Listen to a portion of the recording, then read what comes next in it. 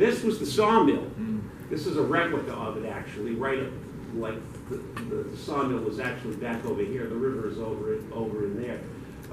This sawmill was operating in 1848, and there was a man by the name of John Marshall who ran the sawmill, and he was walking along the tail race one January day, and he looked down and he saw something glimmering in the water. And he bent down and he picked up a pea-sized nugget that sure looked like gold. And he went in and did a few tests on it, and he said, yeah, this looks like gold. And he got on his horse and he rode down to Sutter's fort. And Sutter took one look at it and called him into the inner office. They closed all the doors and all the windows, and they did a few chemical tests, and they hammered out the piece of gold. And they said, my God, it's gold. Don't tell anyone. The reason they didn't want to tell anyone wasn't that they were greedy, because they had no idea of what they had just discovered.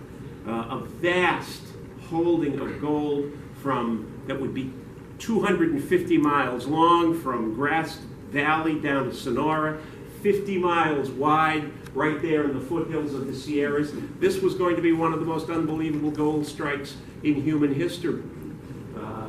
They didn't know this yet. They knew, however, that if there was gold up in a few of those rivers, that the people who got wind of it would flow into California and flow over their land and strip everything and head right on for the gold, like locusts. And they were right about that. That eventually is what would happen. But this shows you how successful they were in keeping the word to themselves.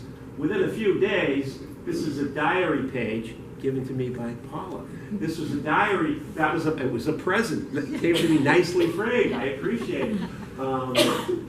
Written by one of the other guys who worked in the mill. Monday, the 24th, this day, some kind of metal, M-E-T-T-L-E, was discovered, no, he didn't like that word, was found in the tail race that he needed a proofreader, that looks like gold, G-O-A-L-D, first discovered by John Marshall, who misspelled his boss's name, the boss of the mill, Sunday the 30th. Clear and has been all of the last week. Our metal, spelled correctly this time, has been tried and proves to be gold. It is thought to be rich. We have we have picked up more than $100 worth in the last week. So word immediately started leaking out. This was a secret that nobody was going to be able to keep. This guy, by the name of Sam Brannan, heard about it quite early.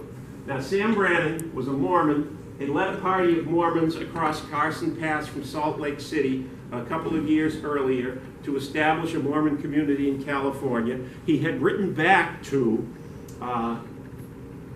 Brigham Young saying, you know, you really ought to come to California. It's a lot better here than it is on the banks of that brine shrimp encrusted lake that you've settled on. But Brigham Young liked where he was, and so Sam Brannan stayed where he was, and the rest of the Mormons went back. But Sam Brannan was more of a businessman than he was a Mormon, and he stayed. And he found out about the gold, and he had a store at Sutter's Mill. He quietly went out and started buying up every shovel, pick, and pan he could get his hands on. Then, when he had them all, and this was now May of 1848, he went to San Francisco.